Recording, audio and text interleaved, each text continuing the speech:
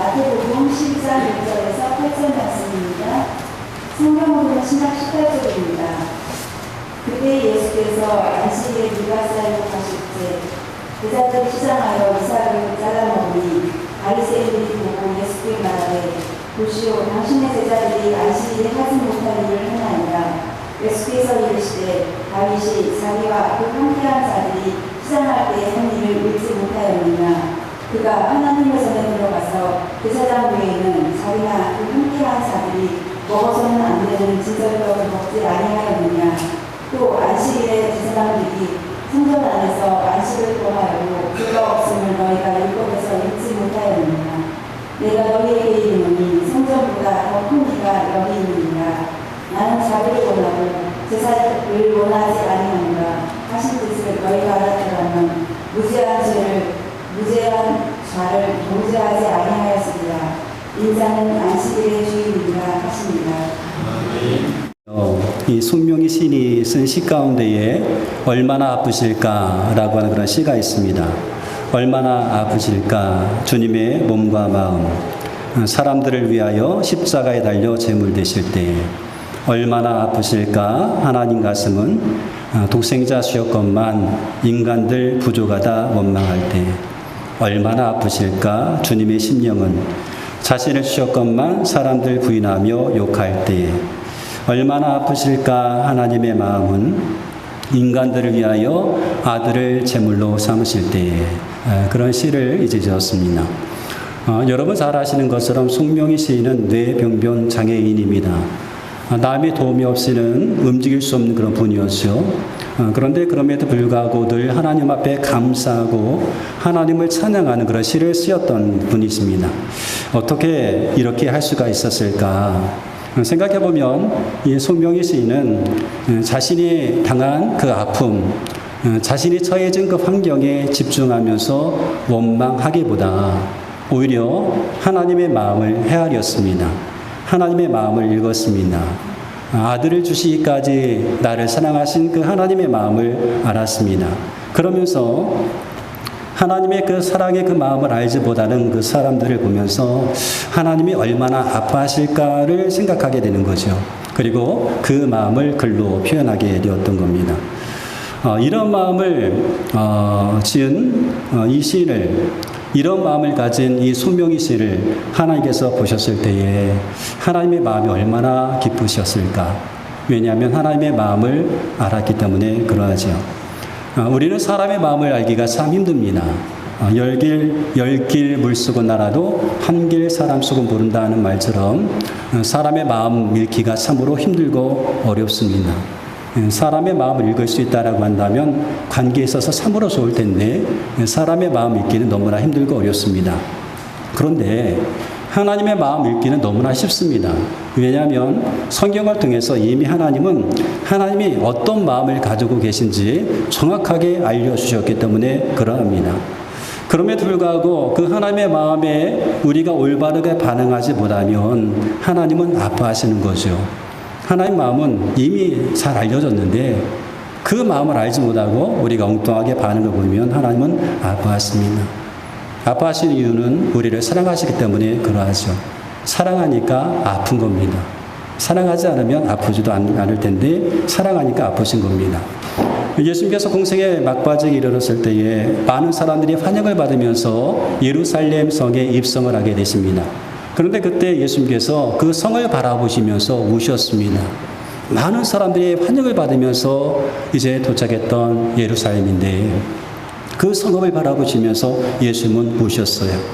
누가복음 19장 41절에 보니까 가까이 오사 성을 보시고 우시며 이르시되 너도 오늘 평화에 관한 일을 알았더라면 좋을 뻔하였거니와 지금 내 눈 속에 숨겨졌도다. 날이 이를지라 네 원수들이 토둔을 쌓고 너를 둘러 사면으로 가두고 또 너와 및 그 가운데 있는 내 자식들을 땅에 메어치며 돌 하나도 도로 위에 남기지 아니하리니 이는 내가 보살핌 받는 날을 알지 못함을 이남이니라 하시니라. 왜 오셨을까요? 예루살렘이 멸망당하는 것을 아셨기 때문에 오셨습니다. 예루살렘에 계속된 그 평화가 주어질 수 있는 그런 기회가 있었음에도 불구하고 그들은 그 하나님의 말씀을 듣지 않았습니다. 마태복음 23장에 보니까 예수님께서 이렇게 말씀하셔요. 예루살렘아 예루살렘아 선지자들을 죽이고 내게 파송된 자들을 돌로 치는 자여, 암탉이 그 새끼를 날개 아래 모음같이 내가 내 자녀를 모으려 한 일이 몇 번이더냐. 그러나 너희가 원하지 아니하였도다. 암탉이 그 새끼를 날개 아래 모음같이 내가 내 자녀를 모으려 한 일이 몇 번이더냐. 이것이 하나님의 마음입니다. 그들을 구원하고자 하는 하나님의 사랑, 그것이 바로 하나님의 마음이었습니다. 그런데 그들이 하나님의 말씀을 듣지 않고 결국 멸망하게 되죠. 그리고 그 멸망하게 될 그 성을 바라보시면서 예수님은 마음이 아프셔서 오셨습니다. 이유는 예루살렘을 사랑했기 때문에 그러하죠. 하나님은 사랑이십니다. 하나님의 마음은 사랑으로 충만합니다. 하나님의 마음은 사랑으로 충만합니다. 그래서 하나님께서 우리 가운데 가장 원하시는 것도 사랑입니다. 사랑이신 하나님, 사랑으로 가득한 하나님께서 우리 가운데 원하시는 것도 사랑입니다. 마태복음 23장 37절 이하의 말씀에 보니까 예수께서 이르시되 내 마음을 다하고 목숨을 다하고 뜻을 다하여 주 너희 하나님을 사랑하라 하셨으니 이것이 크고 첫째 되는 계명이요 둘째도 그와 같으니 내 이웃을 내 자신과 같이 사랑하라 하셨으니 이 두 계명이 온 율법과 선지자의 강령이니라. 본뜻이다라고 하는 겁니다. 모든 말씀의 요약이다라고 하는 그런 의미가 있지요. 여러분, 율법의 근본 정신은 사랑입니다. 율법을 주신, 하나님의 말씀을 주신 하나님의 마음도 사랑입니다.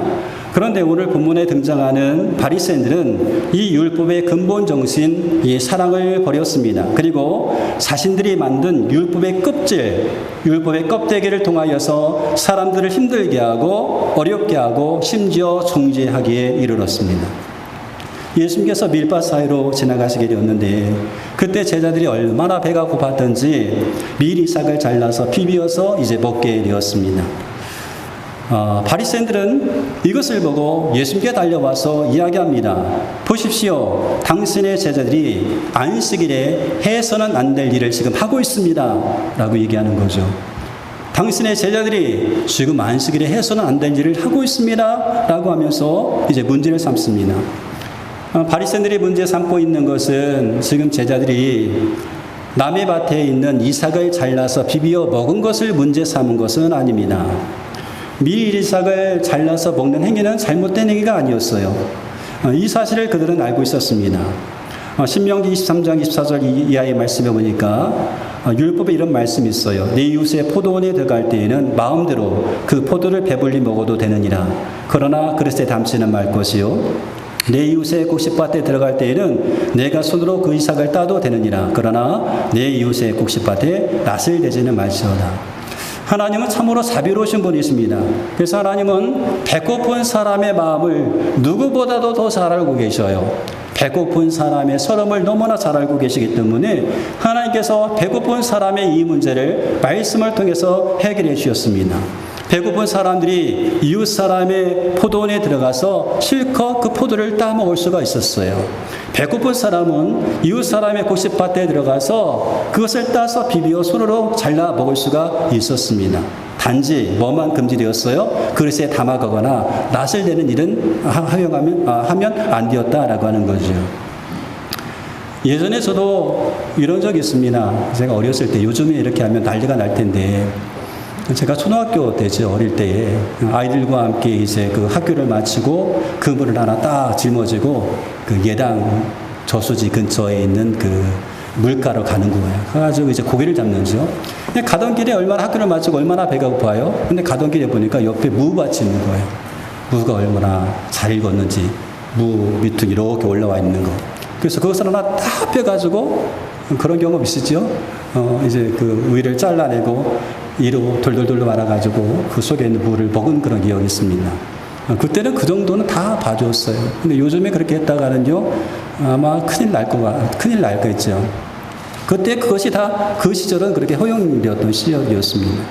하나님께서 배고픈 사람의 마음을 아셨기 때문에 이 배고픔 문제를 그렇게 해서라도 해결하기를 원하셨던 거예요. 그런데 배고픔을 채우는 것은 허용되었지만 탐욕을 허용하지는 않았다는 거예요. 배고픔은 허용했지만 그 이상의 것은 허락하지 않았습니다.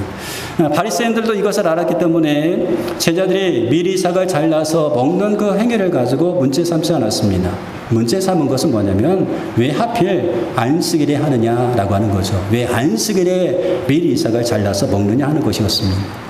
10계명의 5번째 계명이 안식일에 대한 거죠. 출애굽기 20장에 나옵니다.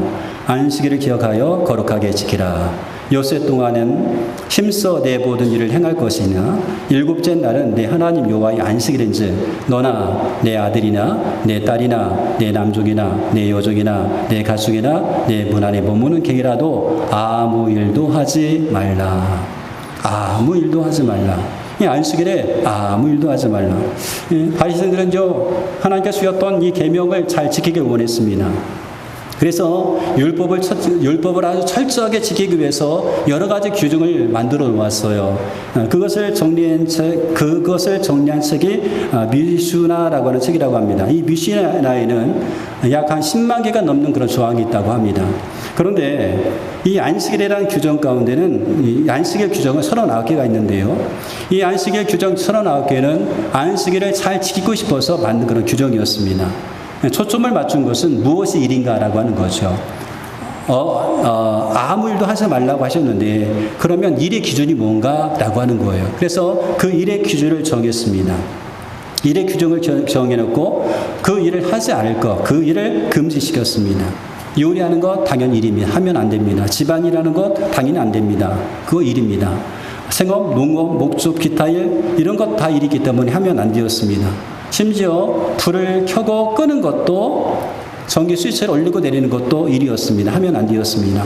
글자를 2글자 이상 쓰는 것도 일이었습니다. 하면 안 되는 일이었습니다. 물건을 들어서 2m 이상 옮기면 그것도 일이었습니다. 하면 안 되는 것이었습니다.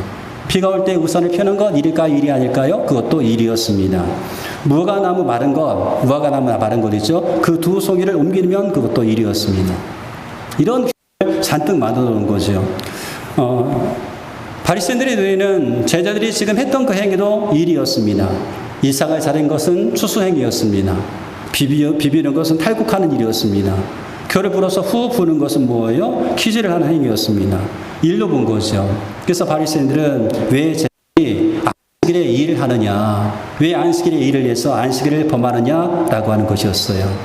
바리새인들의 관점에서 보면 제자들은 지금 안식일을 범하고 있는 것이었습니다. 그런데 이것은 율법이 아니었습니다.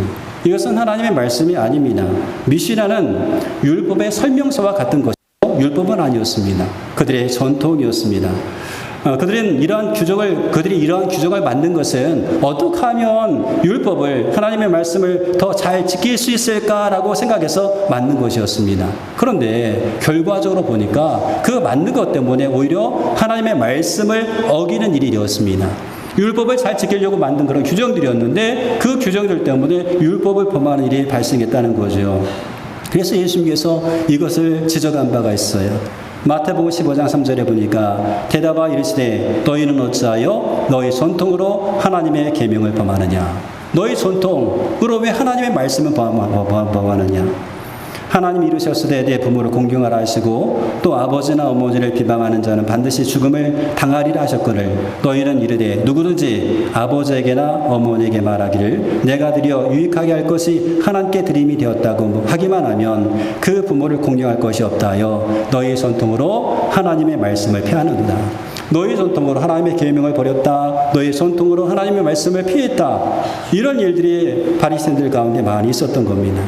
하나님을 잘 섬긴다고 만든 것인데 그 만든 것을 섬기다가 정작 하나님을 섬기지 못하는 일이 발생하게 되었다는 거죠. 하나님께서 안식일을 제정하신 이유는 우리에게 쉼을 주시기 위해서였습니다. 그런데 안식의 규정을 잔뜩 만들어 놓아서 쉬어야 될 그 시간에, 쉼을 가져야 될 그 시간에 쉴 수 없게 만들어 놓은 거예요. 쉴 수 없는 올무를 잔뜩 만들어 놓은 것입니다. 사람들도 힘들게 했습니다. 계명 아닌 전통을 내세우면서 그들에게 죄책감을 심어 주었습니다. 그리고 바리새인들 그들 자신의 기득권을 지키기 위해서 신앙인을 종교인으로 만들어 가고 있었습니다. 왜 그렇게 되었을까? 그들이 만든 그 규정에는 그리고 바리새인의 그 마음에는 하나님의 마음이 빠져 있었어요. 하나님의 마음이 빠져 있었습니다. 율법의 근본 정신이 사랑이 빠져 있었습니다. 그래서 하나님을 왜곡하고 백성들로 하여금 쉼을 주지 못하고 못 쉬게 만드는 거예요. 숨조차 못 쉬게 만들어 버렸습니다. 그리고 심지어 무죄한 자를 정죄합니다. 죄가 없는 사람을 향해서 죄 있다라고 정죄하는 데까지 가게 되었죠. 밀밭 사이로 지나가시는 예수님을 바라보는 바리새인들의 눈빛을 한번 생각해 보세요. 제자들과 함께 밀밭 사이를 지나가는 그 주님, 그 길을 가시는 그 주님을 바라보는 바리새인들의 그 눈빛을 생각해 보십시오. 예수님 바라볼 때에 어떻게 하면 저 예수 정죄할 허심탄회한 기회를 엿보고 있는 것입니다. 건수가 있으면 바로 잡아서 이제는 정죄하려고 하고 있습니다. 그러니까 예수님의 제자들이 이삭을 잘라먹는 것을 보고 가만히 있지 못하고 안식 규정을 지키지 않았다고 비난하게 되었던 겁니다. 그들은 예수님을 따라다녔지만 예수님의 제자가 아니었습니다. 그들은 감시자였습니다. 감시 카메라를 사방에 달아놓고 이제는 지켜보는 감시자였습니다. 그러다가 조금이라도 규정에서 벗어나면 중지하고 그렇게 정지하여서 공동체 안에 들어올 수 없게끔 만들어 놨던 그런 사람이었습니다. 그런데 이와 같은 감시자가 교회에도 있을 수가 있습니다. 교회는 되고 교회는 하나님 앞에 예배드리는 예배가 참 많아야 됩니다. 근데 교회는 일꾼도 있고 구경꾼도 있고 심지어 어떤 교회는 감시자도 있습니다. 일꾼 열심히 주를 위해서 헌신합니다. 예배드립니다. 예배자로서 예배를 드립니다. 구경꾼은 그저 바라만 보고 있습니다. 아무것도 하지 않습니다. 그러나 구경꾼이 잘하는 것이라고 한다면 가끔은 박수를 친다는 거죠. 그래도 참 잘하네. 박수를 짝짝짝 쳐줍니다. 왜냐하면 구경꾼이기 때문에. 못하는 것에 대해서는 뭐라고 하겠죠. 그런데 감시자는요, 박수 치지 않습니다. 감시자는 책 잡을 것만 찾습니다. 잘하는 것이 있어도 뭐 하는 것이 있어도 그냥 가만히 있습니다. 건수를 이렇게 잡기 위해서 사방에 감시 카메라를 달아놓고 지켜보고 있습니다. 여러분은 어떻습니까? 일꾼입니까? 예배자입니까? 아니면 구경꾼입니까? 아니면 감시자입니까? 조그만 허물만 발견돼도 소문을 내고 조금만 허물을 발견해도 그것 때문에 정죄하면서 사람들을 힘들게 하는 아닌가라고 하는 거죠. 여러분, 바리새인들은 그런 감시자였습니다. 여러분, 그 감시자의 눈초리를 한번 생각해 보세요. 예수님을 따라다니는 그들의 눈초리, 악의에 가득 찬 그 눈초리를 한번 생각해 보시기 바랍니다. 악의가 참 가득 찬 그런 사람들이었죠. 예수님을 죽이려고 작정해 놓고 이유를 찾기 위해서 지켜보고 있는 거예요. 예수님은 죽어야 돼요. 예수님을 죽여야 돼요. 죽여야 되는데 어떻게 죽일까? 그것을 찾기 위해서 노려보고 있는 사람들이었습니다. 그런데 그들의 눈에 안식일 규정을 어기는 일이 발생했으니 얼마나 좋은 기회입니까? 예수님을 정죄하고 질책할 수 있는 좋은 기회를 얻게 된 거죠. 어떻게까지 이렇게 되었을까요? 이유가 있다고 한다면 하나님의 마음을 모르니까 이러는 것입니다. 하나님의 마음을 모르니까 죄가 없는 사람을 향하여서 죄인으로 만들어 버린 거죠. 예수님은 그들을 향해서 이렇게 말씀하셔요. 나는 자비를 원하고 제사를 아니라 할 것을 너희가 알았더라면 무죄 중지하지 아니하였으리라. 하나님께서 자비를 원하시고 제사를 원하지 않는다는 이 말씀을 하신 적이 있죠. 호세아에서 말씀하셨어요.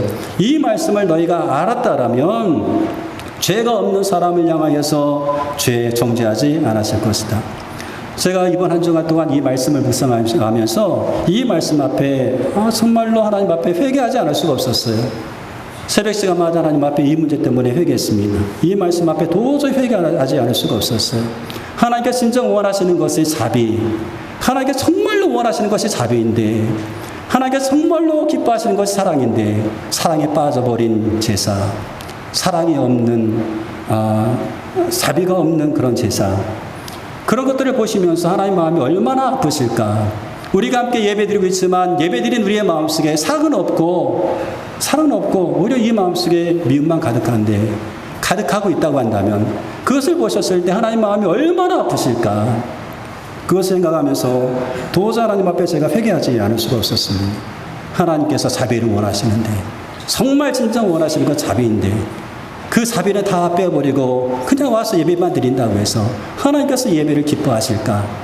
그런 생각을 하면서 하나님 앞에 많은 회개를 제가 드렸습니다. 하나님께서 진정 원하시는 것은 자비입니다. 하나님께서 원하시는 것은 사랑입니다. 사랑이 없는, 자비가 빠져버린 그 어떤 행위, 하나님께서 그것을 보시면서 얼마나 마음이 아프실까? 바리새인들이 정말 원하시는 하나님의 마음을 알았다고 한다면 무죄한 자를 죄인으로 만들지 않았을 것입니다. 그런데요, 어떻게 이럴 수가 있습니까? 바리새인들은 율법을 가까이 하면서 연구하는 사람들이었어요. 하나님의 말씀을 맡은 사람이었습니다. 그런데 어떻게 율법의 그 근본 정신을 알지 못할까? 어떻게 하나님 말씀을 알지 못할까 하는 거예요. 말씀을 그렇게 연구하면서 보았음에도 불구하고 왜 하나님의 마음을 모를까? 여러분 어떻게 생각하면 바리새인들은요, 하나님 마음을 알 만한 마음이 없었던 거죠. 하나님 마음에 관심 없습니다. 하나님 마음보다 내 마음이 더 중요하거든요. 하나님의 생각보다 지금의 내 생각이 더 중요하거든요. 그러니까 모르는 겁니다. 어쩌면 알면서도 모른 척하는 거죠. 왜요? 하나님의 그 마음보다 내 마음이 더 중요하고 하나님 생각보다 지금 내 생각이 더 중요한 겁니다. 그러니까 모른 척하는 겁니다. 어쩌면 모르는 것일 수도 있겠지만 모르는 척하는 거죠. 모르는 것입니다. 알려고 하지 않는 것입니다. 들으려고 하지 않습니다. 들으려고 하지 않습니다. 그러니까 모르는 것이고 모르는 척하는 거죠. 하나님의 마음을 알고 그 마음에 정말로 내 마음이 그 마음이 되기를 원한다고 한다면 바리새인들은 무죄한 자를 죄인으로 정죄하지 않았을 겁니다. 누가복음 15장에 보면 아버지와 두 아들의 비유가 나옵니다. 우리가 흔히 탕자의 비유로 알고 있죠.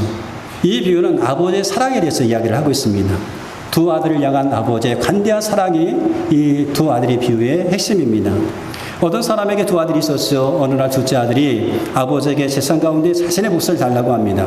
그리고 그 몫을 다 챙겨가지고 먼 지방으로 가서 허랑방탕한 생활을 합니다. 모든 것을 다 잃어버립니다. 모든 것을 다 탕진해버립니다. 그리고 굶어 죽을 지경이 되자 그때서야 아버지를 생각하고 아버지 집으로 돌아옵니다. 그런데 아버지는 그 아들을 기쁘게 맞이해드립니다. 아들로서의 권위를 회복시켜줍니다. 그리고 그 아들을 위해서 큰 잔치를 열어주는 거예요. 그러자 큰 아들이 화가 났어요. 큰 아들 화가 날 만합니다. 화 안 났겠어요? 그래서 아버지에게 따지는 거죠. 어떻게 아버지 재산을 다 탕진해버린 저 아들을 위해서 이렇게 큰 잔치를 열어줄 수가 있겠습니까? 그러면서 아들이 화를 내면서 그 잔치에 참여하지 않으려고 하는 거예요. 들어가려고 하지 않는 겁니다. 큰 아들의 심정 충분히 이해합니다. 이해되지 않겠어요? 여러분 가운데 그런 일이 있다고 한다면 좀 화가 나겠죠. 아버지 어떻게 이럴 수가 있어? 그럴 수 있습니다. 근데 그때 아버지가 이 아들에게 이렇게 말을 합니다. 얘야, 너는 늘 나와 함께 있으니 내가 가진 모든 것이 다 내 것이다.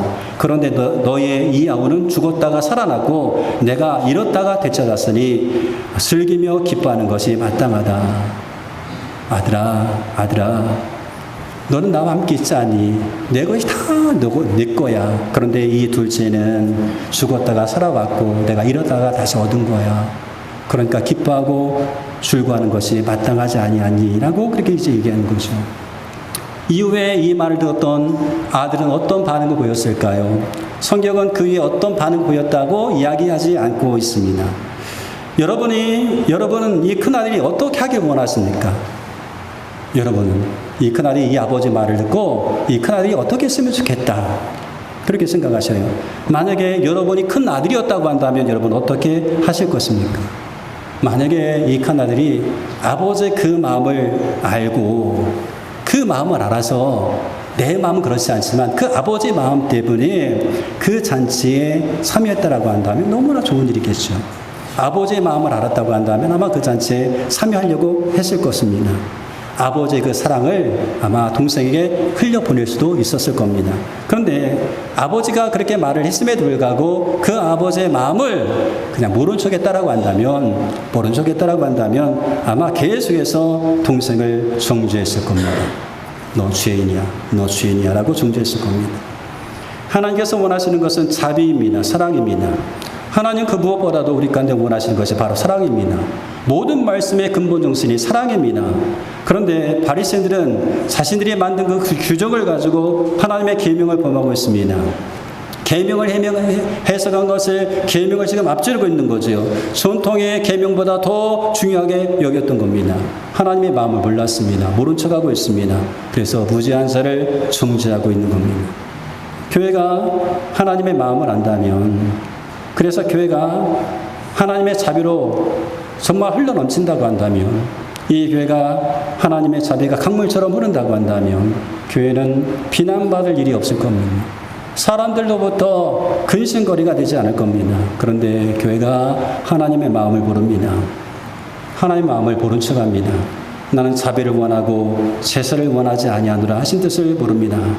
그러다 보니까 교회에 우리가 일꾼 되지 못하고 교회 예배자가 되지 못하고 교회 감시자가 되어서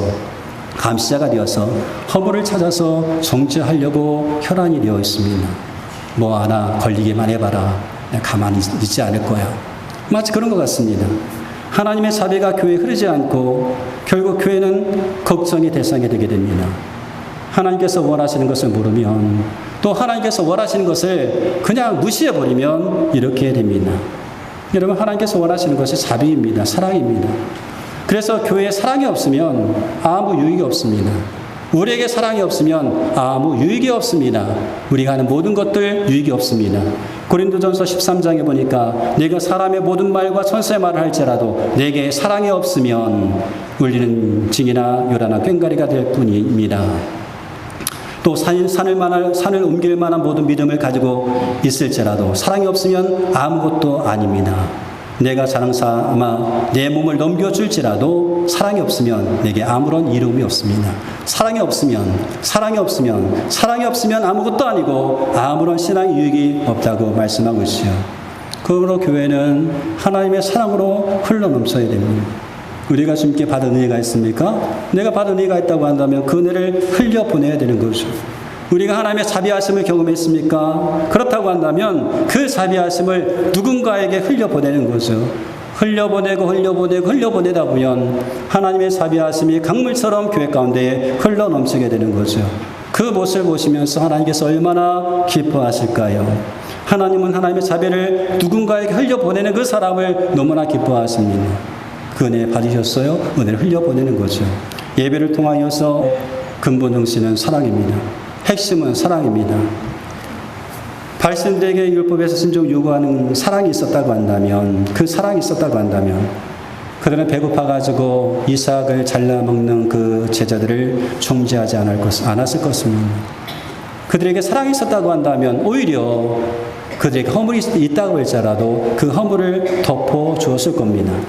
베드로전서 4장 8절에 보니까 무엇보다도 먼저 서로 뜨겁게 사랑하십시오. 사랑은 허다한 죄를 덮어줍니다.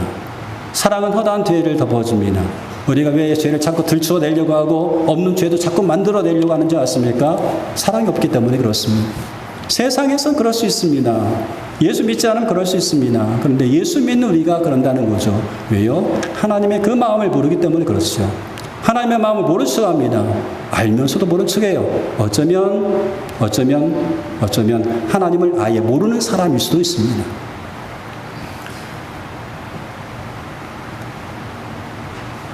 바리새인들은 율법의 근본 정신을 잃어버렸습니다. 그래서 무지한 자를 정죄하려고 하죠. 그래서 예수님께서 그들의 생각이 얼마나 잘못되었는지를 지적하고 계세요.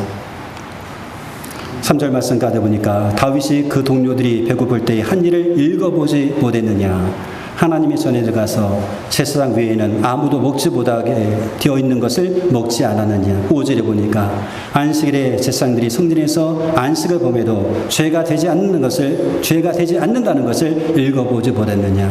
이 말씀하셔요. 너 읽어보지 않았어? 너 율법을 읽어보지 않았니? 너 하나님 말씀을 읽어보지 않았니? 너희 다윗 이야기를 몰라? 다윗 이야기 잘 알고 있잖아. 너 안식일의 정신을 알고 있잖아. 이 말씀입니다. 너희 모르는 것 아니잖아? 라고 하는 거예요. 모르는 것 아니잖아. 그런 책망의 말씀인 거죠. 율법을 읽어보았고 다윗의 이야기도 알고 있고, 그리고 안식일에 제사장들이 성전에서 안식을 보며도 죄가 되지 않는다는 것을 너희가 알고 있음에도 불구하고 왜 그러니? 라고 하는 거예요. 율법의 근본 정신이 무엇인지 알고 있음에도 불구하고 왜 그러는가? 라고 하는 거죠. 여러분, 예수님께서 지금 이렇게까지 말씀하시는 것은 이 바리새인들에게 어쩌면 진정한 안식을 주기 위해서일 겁니다. 안식일의 규정에 묶여서 안식을 잊어버리고, 그리고 그 안식일의 규정에 묶여 있어서 다른 사람의 안식도 빼앗아 버리는 그 바리새인들에게 진짜 안식이 무엇인지 지금 알려주고 계신 거죠. 그것이 뭡니까? 무엇을 되찾아야 됩니까? 바로 사랑입니다. 율법의 근본 중심 사랑을 되찾는 거죠.